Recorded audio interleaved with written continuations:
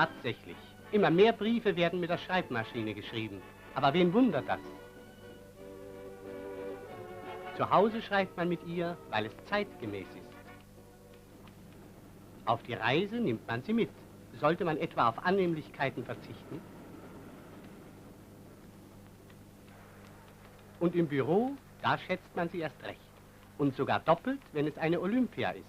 Eine Olympia-Schreibmaschine erleichtert die Arbeit. Olympia baut für jeden Zweck das passende Modell.